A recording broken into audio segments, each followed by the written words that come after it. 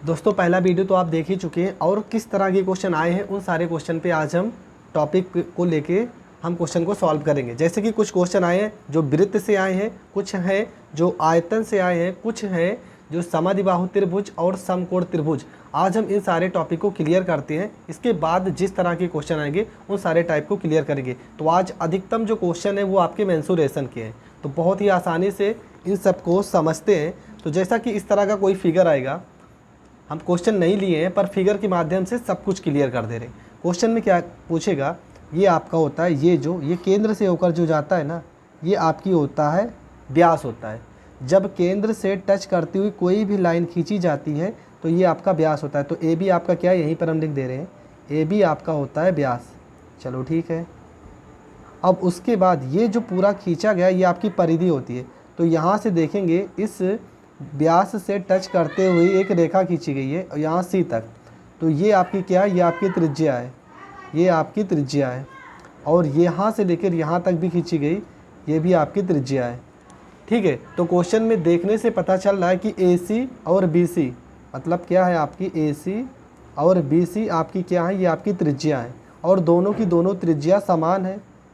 किसी भी वृत्त में अगर त्रिज्या समान होती है तो जो केंद्र पर तो जो कोण बनता है वो भी आपका समान होगा। अगर ये 60 अंश है तो यहाँ की भुजा भी ये कितनी हो जाएगी, तो ये भी 60 अंश हो जाएगी। पर किस कंडीशन में, जब आपकी त्रिज्या बराबर होगी तब जो केंद्र पर कोण मतलब जो कोण यहाँ पर बनेगा वो भी समान होगा। त्रिज्या बराबर है तो कोण भी समान होगा। ये 60 अंश हो गया, ये 60 अंश हो गया और ये आपका क्या बन रहा है, ABC एक त्रिभुज बन रहा है। तो त्रिभुज के तीनों कोणों का योग कितना होता है, 180 अंश। तो 60 में 60 जोड़ोगे 120 और 120 में इसका मतलब ये जो कोण बन रहा होगा ये भी आपके कितने अंश का बनेगा, ये भी आपका 60 अंश का बनेगा। ठीक है। तो इस तरह के क्वेश्चन आपको छोड़ कर नहीं आने। कब, जब त्रिज्या समान होगी तब आपका कोण भी समान होगा। ये बात आपको ध्यान में रखना है। हमारा जो अगला क्वेश्चन है, इस टाइप की क्वेश्चन को कैसे करेंगे। यहाँ पर देखेंगे कि एक तो पहली बात वृत्त बना है और वृत्त के केंद्र पर एक कोण बना है और 150 अंश का कोण है, 150 अंश का यहाँ पर कोण बन रहा है। अब यहाँ पर जो कोण बनेगा, अब यहाँ से क्या आपको ध्यान करना है कि केंद्र पर बना कोण जो होता है वो परिधि पर बने कोण का 2 गुना होता है। मतलब कि यहाँ पर जो कोण B है, ये कोण B का जो मान होगा, कोण A का जो मान होगा उससे कितना होगा, 2 गुना होगा। क्यों, क्योंकि जो केंद्र पर कोण बनता है वो परिधि पर बने कोण का 2 गुना होता है। जब यहाँ पर 150 अंश है तो यहाँ पर जो कोण बना होगा इसकी परिधि पर, इसका आधा तो होगा। तो यहाँ पर जो कोण बनेगा वो आपका 75 अंश का बन जाएगा। ठीक है। क्यों, क्योंकि ये केंद्र पर बना कोण है और केंद्र पर बना कोण का आधा होता है परिधि पर बना कोण। अब यहाँ पर आप ये मत दिमाग लगा लेना कि यहाँ पर भी तो परिधि पर बन रहा है, नहीं। अब यहाँ पर एक चतुर्भुज बन रहा है। कौन सा, एक कोण यहाँ पर, एक कोण यहाँ 2 और एक कोण यहाँ पर 3 और एक कोण ये आपका जो पूछा जा रहा कोण 4। तो यहाँ पर चतुर्भुज बन गया। और चतुर्भुज का एक रूल होता है कि आमने और सामने के कोण कितने होते हैं, 180 अंश। चतुर्भुज का जो हम बोल रहे हैं आप लिखते चलना, नहीं तो क्वेश्चन गलत ज़रूर होगा। चतुर्भुज के आमने सामने के कोण 180 अंश के होते हैं। तो इसके कोण D के सामने कोण D और प्लस में अगर कोण E दोनों को जोड़ा जाए तो कितना आना चाहिए, 180 अंश आना चाहिए। क्यों, क्योंकि चतुर्भुज के आमने सामने का कोण 180 अंश का होता है। तो ठीक है। तो यहाँ पर कोण D का मान तो कितना दिया, 75 अंश। तो कोण E का मान कितना हो जाएगा, कोण E का मान हो जाएगा 180 अंश माइनस में 75 अंश। तो 180 अंश में से अगर हम 75 अंश घटा देंगे तो हमारा आ जाएगा 10 में से 5 गया 5 हो जाएगा और 17 में से 7 मतलब 105 आ जाए। तो कोण E का जो मान होगा वो 105 हो जाएगा और ये हो जाएगा इस क्वेश्चन का आंसर। तो दोस्तों हर एक टाइप के क्वेश्चन हम बता रहे हैं, आप ध्यान से जो हम बोलते जा रहे हैं लिखते जाना, एक प्रकार से आपकी थ्योरी भी क्लियर हो जा रही है। हमारा जो क्वेश्चन नंबर 3 है, क्वेश्चन नंबर 3 है, इसमें क्या बोला है, इसमें आपको केंद्र पर कोण 120 अंश का है। तो यहाँ पर जो ये स्पर्श रेखा खींची गई इसका कोण आपको बताना है। तो सबसे पहला रूल क्या कि केंद्र पर बना कोण परिधि के कोण का कितना होता है, 2 गुना। 120 अंश है तो यहाँ पर जो परिधि पर कोण बनेगा इसका आधा तो बनेगा। तो ये कितने अंश का बनेगा, 60 अंश का बनेगा।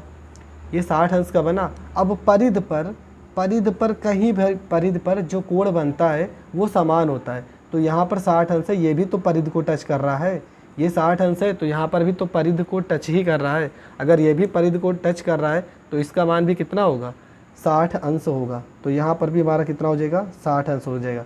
किस रूल से, तो यहाँ पर आप लिख भी सकते हो कि परिध पर बना कोण, परिध पर बना कोण समान होता है। परिध पर बना कोण क्या होता है, समान होता है। ये आप इसको लिख सकते हो। ठीक है, हमारा जो अगला क्वेश्चन है, क्वेश्चन नंबर 4 में क्या है, यहाँ पर आपको देखना है, यहाँ पर कोण बी का मान 30 अंश दिए हैं, कोण सी का मान 40 अंश दिए हैं, कोण डी का मान पूछे हैं कि कोण डी का मान क्या होगा, आपको ये बताना है। अब ये जो रेखा खींची गई है ये तो केंद्र से खींची नहीं गई। अगर केंद्र से ना खींचकर एक परिध से दूसरे परिध को टच करता है तो इसको हम बोलते हैं जीवा। ठीक है, तो ए बी हमारी क्या है, एक जीवा है। और जीवा से, जीवा पर से ये कोण बना कितना, 40 अंश है ना, और जीवा से ये भी कोण को टच कर रहा है। अब यहाँ पर मान लो एक ऐसे हम टच करा दें, यहाँ पर एक ऐसे टच करा दें, और यहाँ पर मान लो हम ऐसे टच करा दें, मतलब यहाँ से इसको जीवा को, इस जीवा को टच करते हुए कितना भी कोण बना दे। तो यहाँ पर एक लाइन आपको याद करना है कि एक ही जीवा, शायद पेन ख़त्म हो गया, चलो ठीक है, एक ही जीवा से परिध पर बना कोण, एक ही जीवा से परिध पर बना कोण क्या होता है, समान होता है, समान होता है। तो आपका ये 40 अंश है तो इसका मान भी कितना हो जाएगा, ये भी आपका 40 अंश हो जाएगा। क्यों, क्योंकि एक ही जीवा पर कितना भी कोण अगर परिध पर बनता है तो सारे के सारे कोण क्या होंगे, समान होंगे। तो ये 40 अंश है तो ये भी आपका 40 अंश हो जाएगा। हमारा जो अगला क्वेश्चन है, क्वेश्चन नंबर 5 में देखते हैं। क्वेश्चन नंबर 5 और क्वेश्चन नंबर 6, इन दोनों क्वेश्चन को समझते हैं। बहुत ही सिंपल तरीके से दोनों क्वेश्चन को समझते हैं। इस क्वेश्चन में आपका पी आर क्यू, ये आपका 60 अंश दिया है, इसका मान पूछा। ये क्वेश्चन तो आप बार बार सॉल्व भी कर रहे हैं कि क्या होता है कि जो केंद्र पर बना कोण होता है वो परिध पर बने कोण का 2 गुना होता है। जब यहाँ पर 60 अंश है तो यहाँ पर इसका आधा ही तो बनेगा, तो 60 अंश का आधा कितना होगा, 30 अंश होगा। क्यों, क्योंकि आप ये लाइन हमेशा याद रखना, केंद्र पर बना कोण परिध पर बना कोण का, परिध पर बना कोण का 2 गुना होता है, 2 गुना होता है। ये आपको पता होनी चाहिए। ठीक है, अगला क्वेश्चन है, क्वेश्चन नंबर 6 में क्या करें, ये आपका चतुर्भुज बना, चक्रीय चतुर्भुज। यहाँ पर 1 2 3 4, ये 4 कोण दिए हैं और चारों कोणों का मान आपको निकालना है। मान तो निकालना है आपका सी का। यहाँ पर एक रूल हम बता दे रहे हैं क्या, कि चक्रीय चतुर्भुज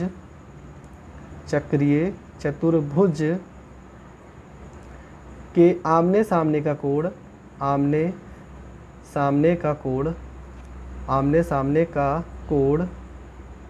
कोणों का योग 180 अंश होता है।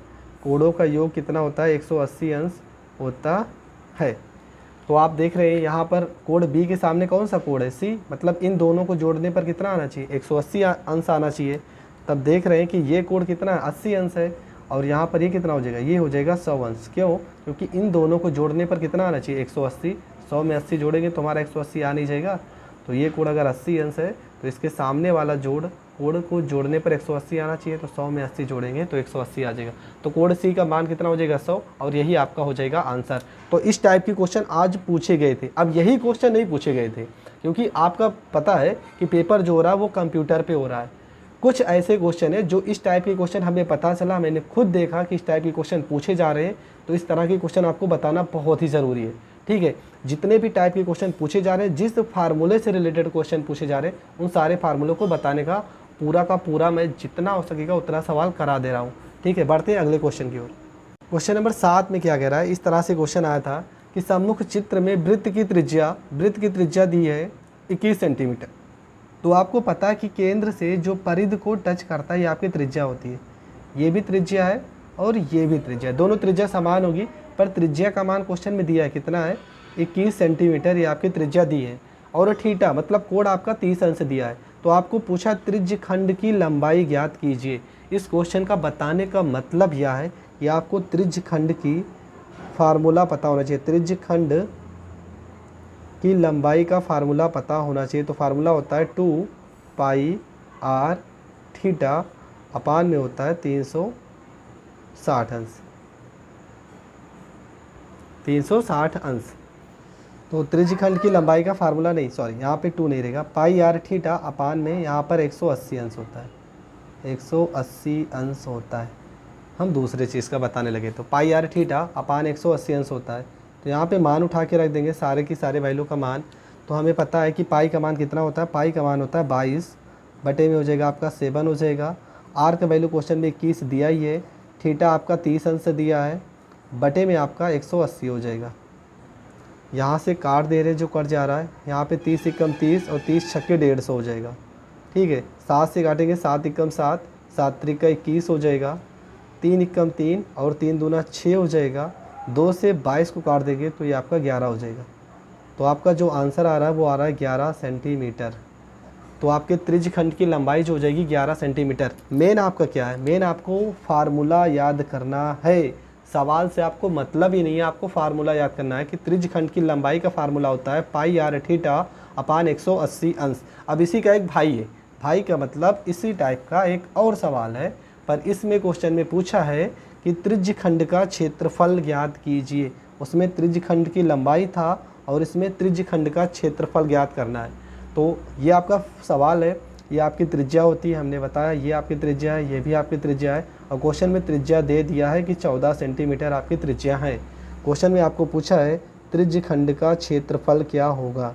तो त्रिज्यखंड का क्षेत्रफल क्या होगा, त्रिज्यखंड का क्षेत्रफल का फार्मूला होता है पाई r² थीटा अपान में 360 अंश। ये होता है त्रिज्यखंड के क्षेत्रफल का फार्मूला। फार्मूला आपको पता होना चाहिए, फार्मूला नहीं पता रहेगा तो आप सवाल नहीं कर सकते हो। तो पाई r², तो पाई का मान आपको पता है कि 22 बटे में 7 होता है। r का मान आपका दिया है 14 और गुणे में 14 हो जाएगा क्योंकि स्क्वायर लगा है। थीटा का मान यहाँ पर 90 अंश है, बटे में आपका 360 अंश है। सॉल्व कर लेंगे, 90 को 360 से काटेंगे, 4 बार में कटेगा, 7 एकम 7, 7 दूना 14 हो जाएगा, 2 एकम 2, 2 दूना 4 हो जाएगा, 2 एकम 2, 2 से 22 को काट देंगे 11 हो जाएगा। अब काटना पीटना तो आपको आना ही चाहिए, अगर तब भी नहीं आता है तो आप हमारी वीडियो में जाकर देख ले। शुरुआत में बहुत बेसिक से हमने बताया, प्लेलिस्ट में अनुपात और समानुपात का प्लेलिस्ट है, 6-7 वीडियो हैं, उन सारे वीडियो को देख ले, आपका कोई भी क्वेश्चन गलत नहीं होगा। इसके बाद का जो वीडियो होगा उसमें त्रिकोणमिति और आयत वर्ग इन सारी चीज़ों को बता देंगे।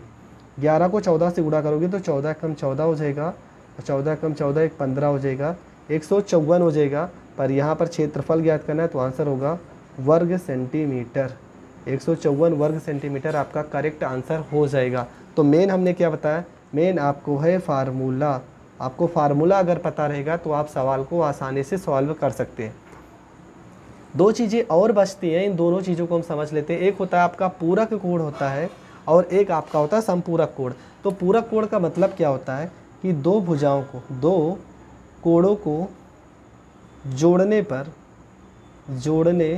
पर अगर उनका मान 90 अंश हो तो उसे पूरक कोण कहते हैं, उसे पूरक कोण कहते हैं। तो यहाँ पर देखेंगे, यहाँ पर एक कोण 35 अंश दिया है, दूसरा वाले का मान नहीं दिया है।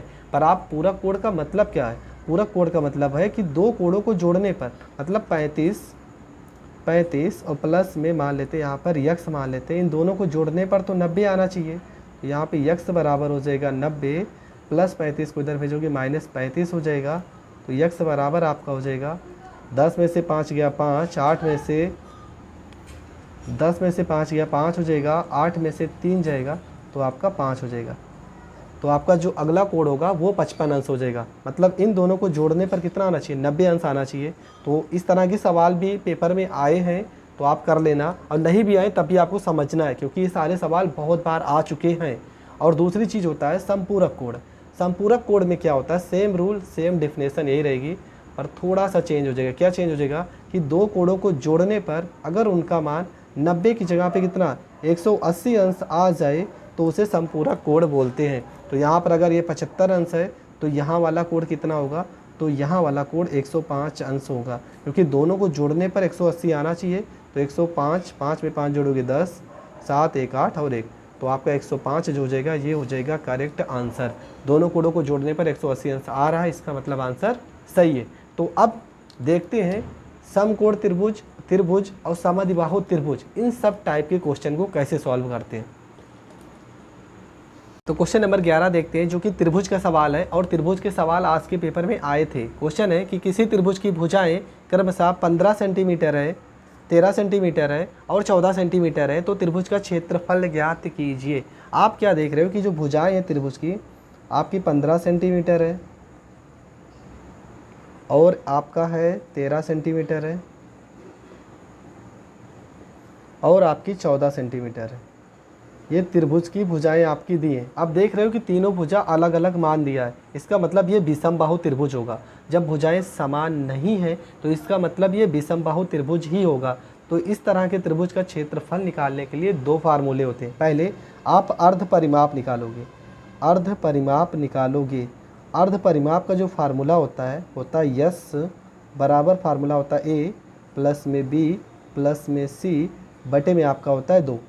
ए बी सी आपके तीनों भुजाएं हैं, तो तीनों भुजा कैसी हैं, 15 प्लस में यहाँ पर 13 है प्लस में यहाँ पर 14 है, बटे में आपका कितना हो जाएगा, बटे में आपका 2 हो जाएगा। सबको जोड़ दोगे 5 3 8, 8 में 4 जोड़ोगे 12, 1 2 3 और एक हासिल आपका 4, बटे में आपका 2, 2 से 42 काटोगे तो 21 हो जाएगा। ये आपका यस का मान आ गया।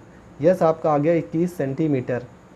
त्रिभुज का क्षेत्रफल का फार्मूला, ये फार्मूला आपको याद रखना है, इम्पॉर्टेंट फार्मूला है, पहले बता रहे हैं। फार्मूला हो जाएगा त्रिभुज का क्षेत्रफल ए बराबर, ए मतलब एरिया हो जाएगा, यस माइनस में ए, यस माइनस में बी और यस माइनस में सी, ये त्रिभुज के क्षेत्रफल का फार्मूला हो जाएगा। तो यस आपका कितना दिया, 21 दिया है और यहाँ पर 21 माइनस में ए का मान कितना दिया, 15 दिया है। यहाँ पर 21 माइनस बी का मान कितना दिया, 13 दिया है। 21 और सी का मान कितना दिया, 14 दिया है। तो यहाँ पर 21 को हम ऐसे भी तो लिख सकते हैं 7 गुणे में 3। अब इस तरह से क्यों लिख रहे हैं, अभी इसका मतलब आप समझ जाओगे।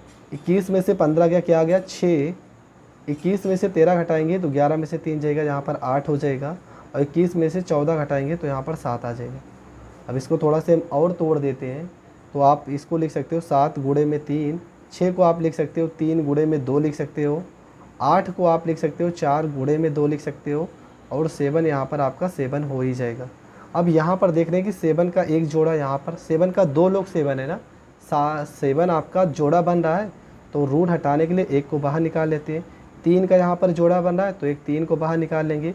यहाँ पर 2 बार लिखा है तो एक 2 को बाहर निकाल लेते हैं और 4 को आपको पता है 4 किसका वर्गमूल है, 2 का। तो इस तरह से करने से आपको गुणनखंड मतलब वर्गमूल निकालने में प्रॉब्लम नहीं होगी। गुणा कर देंगे, 2 को 2 से गुणा करेंगे 4, 4 3 12 और 12 को 7 से गुणा करेंगे, 12 7 84 वर्ग सेंटीमीटर, ये हो जाएगा आपका आंसर। तो आपका जो आंसर होगा 84 आपका करेक्ट आंसर हो जाएगा। तो इस तरह के क्वेश्चन अगर कभी भी आए तो आपको ये फार्मूला याद रखना है, आपको ये फार्मूला बहुत ज़्यादा इंपॉर्टेंट है। क्वेश्चन नंबर 12 में कह रहा है कि एक त्रिभुज की कोई एक भुजा 12 सेंटीमीटर है और इस भुजा से त्रिभुज की ऊंचाई 8 सेंटीमीटर है, तो त्रिभुज का क्षेत्रफल ज्ञात कीजिए। अब यहाँ पर आपको क्वेश्चन में एक भुजा दिया, मतलब आधार आपका दिया है। क्वेश्चन में आपका आधार दिया है, आधार आपका है 12 सेंटीमीटर, जबकि ऊंचाई आपकी दी है क्वेश्चन में। जब कभी भी ऊंचाई दे देगा तो आप समझ जाना ये समकोण त्रिभुज की बात कर रहा है। तो आपका फार्मूला हो जाएगा समकोण त्रिभुज का क्षेत्रफल, समकोण त्रिभुज का क्षेत्रफल। तो समकोण त्रिभुज के क्षेत्रफल का फार्मूला होता है 1/2 गुणे आधार और गुणे में आपकी हो जाएगा ऊंचाई। तो यहाँ पर आपका हो जाएगा 1/2, आधार आपका दिया 12 सेंटीमीटर, ऊंचाई आपका दिया 8 सेंटीमीटर। इसको काट देंगे, 2 से 8 को काटेंगे, 2 चौको 8 हो जाएगा। 12 को 4 से गुणा करोगे 48 वर्ग सेंटीमीटर, ये आपका आंसर हो जाएगा। आप कैसे पहचानोगे कि किस सवाल में कौन सा फार्मूला लगेगा? तो पहली बात, इस सवाल में देखो 2 ही मान दिए, 3 मान तो दिया नहीं है। 12 सेंटीमीटर 8 सेंटीमीटर और क्वेश्चन में ऊंचाई दिया है, तो आपको पता होना चाहिए कि समकोण त्रिभुज का क्षेत्रफल के फार्मूले में ऊंचाई आता है तो समकोण त्रिभुज का क्षेत्रफल का यहाँ से एक फार्मूला आपका और क्लियर हो गया। आप फार्मूले को ज़रूर लिखते जाना साथ में, क्योंकि आपको क्वेश्चन में फार्मूला ही परेशान करेगा। आप क्वेश्चन को सॉल्व ज़रूर कर लोगे, लेकिन अगर फार्मूला नहीं आता है तो आप क्वेश्चन को कभी नहीं सॉल्व कर पाओगे। तो बढ़ते हैं क्वेश्चन नंबर 13 की ओर। क्वेश्चन नंबर 13 में कह रहे हैं कि किसी समबाहु त्रिभुज का क्षेत्रफल 25√3 वर्ग सेंटीमीटर है, तो त्रिभुज की भुजा ज्ञात कीजिए। अब यहाँ पर आपको दो फार्मूले पता होना चाहिए। कौन से? समबाहु त्रिभुज का क्षेत्रफल का फार्मूला होता है √3/4 गुणे भुजा का स्क्वायर, मतलब ए आपकी भुजा है। और एक फार्मूला होता है समबाहु त्रिभुज का क्षेत्रफल हो गया √3/4 इंटू भुजा स्क्वायर। ये फार्मूला होता है समबाहु त्रिभुज का, और सवाल भी इसी से है। सवाल में बोला है कि समबाहु त्रिभुज का जो क्षेत्रफल दिया है, समबाहु त्रिभुज का क्षेत्रफल आपका जो दिया है क्वेश्चन में, वो लिखा है 25√3।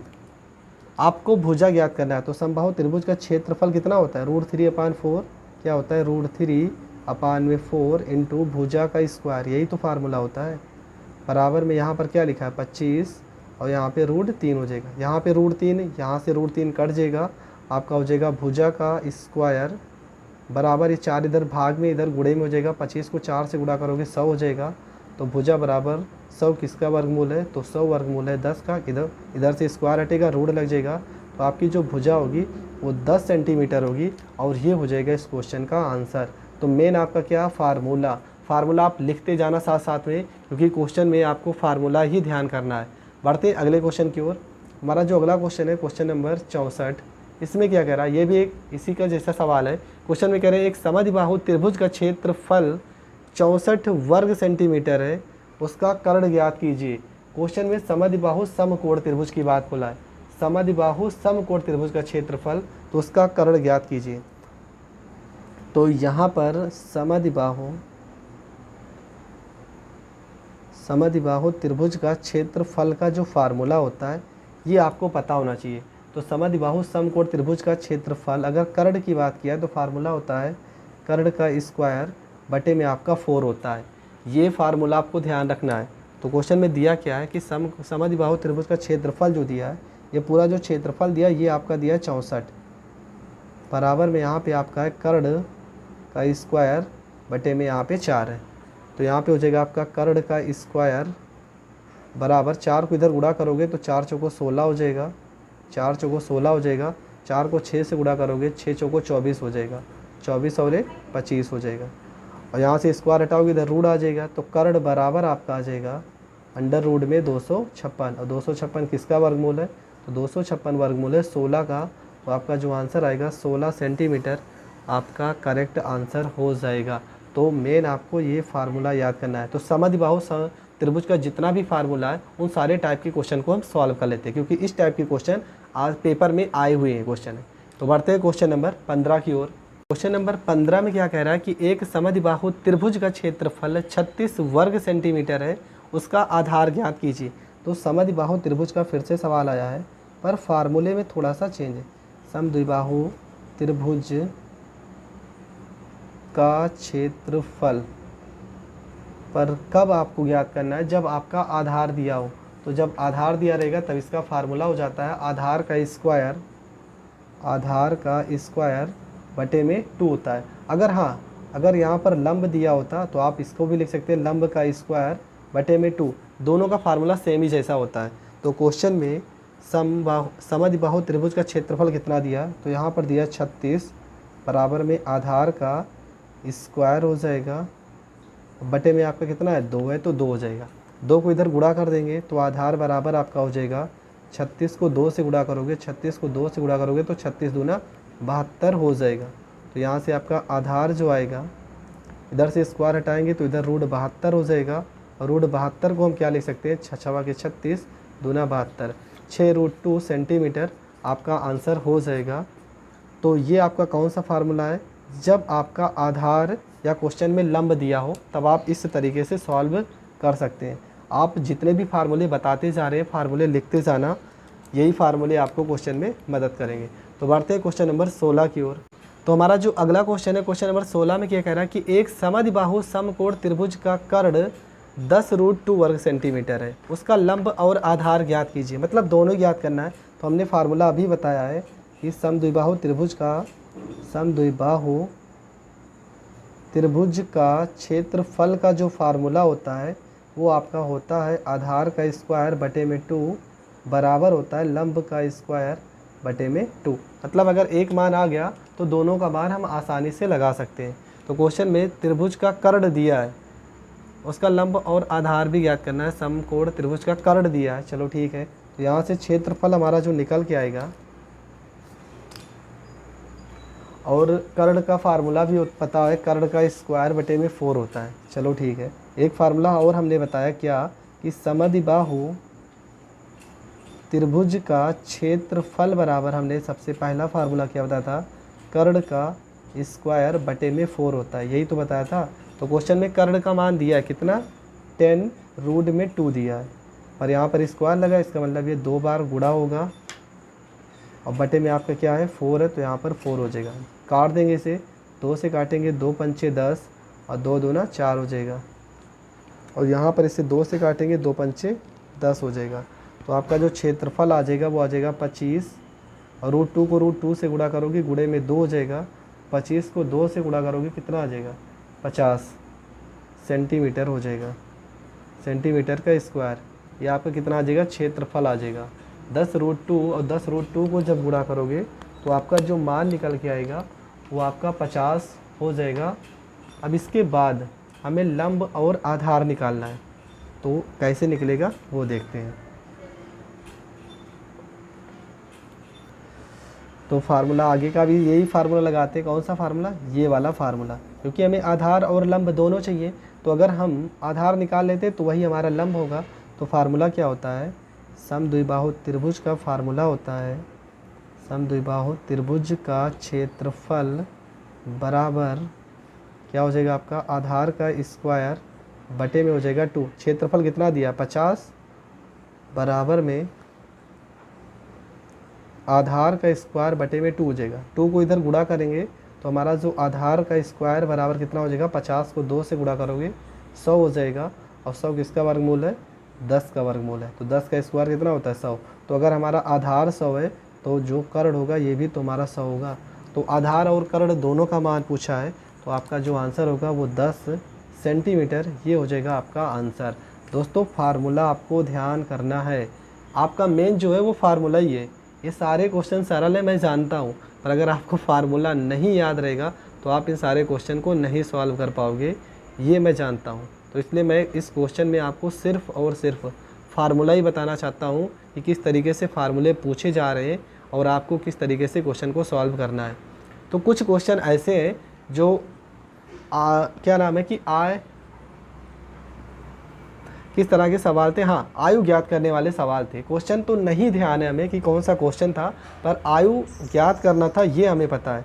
तो उस टाइप के क्वेश्चन को भी हम देख ही लेते हैं। पूरा क्वेश्चन है, पूरा क्वेश्चन लिखा नहीं है पर समझ जाना। क्वेश्चन क्या है कि ए और बी दो लोग हैं जिनकी आय का अनुपात, ए और बी की आय का जो अनुपात है वो आयु का अनुपात जो है वो आपका 3:4 है। मतलब अगर ए 3 साल का है तो बी 4 साल का है। दोनों की आयु का योग 28 वर्ष है। मतलब इन दोनों को जोड़ने पर हमारा तो 7 आ रहा है, पर क्वेश्चन में कह रहे हैं इन दोनों की आयु का जो योग है वो 28 वर्ष है। तो सबसे पहले पता कर लेते हैं 7 ना हो कि 28 से कितने गुना ज़्यादा है, तो ये इससे 4 गुना ज़्यादा है। 7 को 4 से गुणा करोगे 28 आ जाएगा। तब ए की आय कितना होगी, तो ए की आय होगी 4 को 3 से गुणा कर देंगे, 4 3 12, ये आपका ए की आय हो जाएगी। और बी की आय पूछा कितना होगा, तो 4 को 4 से गुणा कर देंगे, 4 चौको 16, ये आपकी बी की आय हो जाएगी। तो ए आपका 12 वर्ष का है और बी आपका 16 वर्ष का है, ये हो जाएगा आपका आंसर। तो इस तरह के सवाल कभी भी पूछे, बहुत ही सिंपल तरीके से आपको सॉल्व करना, बहुत ही सिंपल पूछेगा भी, ज़्यादा हाई लेवल नहीं पूछेगा पेपर में, इतना भी आप कंफ्यूज मत होना। इस टाइप के और भी क्वेश्चन देख लेते हैं। क्वेश्चन नंबर 18 में कह रहे हैं कि ए और बी की आयु का अनुपात 4:5 है, उनकी आयु का योग 36 वर्ष है, तो 4 वर्ष बाद उनकी आयु का अनुपात क्या होगा। सिंपल सी बात है कि ए और बी की जो आयु का अनुपात दिया है वो आपका दिया है 4:5 और कह रहे हैं इनकी आयु का योग 36 वर्ष है। मतलब 4 में 5 जोड़ रहे हो तो यहाँ पर तो 9 आ रहा है, पर ये क्वेश्चन में कह रहे हैं कि इनकी आयु का योग 36 वर्ष है। तो 9 से कितने गुना ज़्यादा है, तो 9 से ये 4 गुना ज़्यादा है। तो मतलब ए की आय कितना हो जाएगी, 4 चौको 16, और बी की आय कितना हो जाएगी, 4 पंचे 20 हो जाएगी। पर क्वेश्चन यहाँ पर नहीं पूछा है, क्वेश्चन पूछा है 4 वर्ष बाद।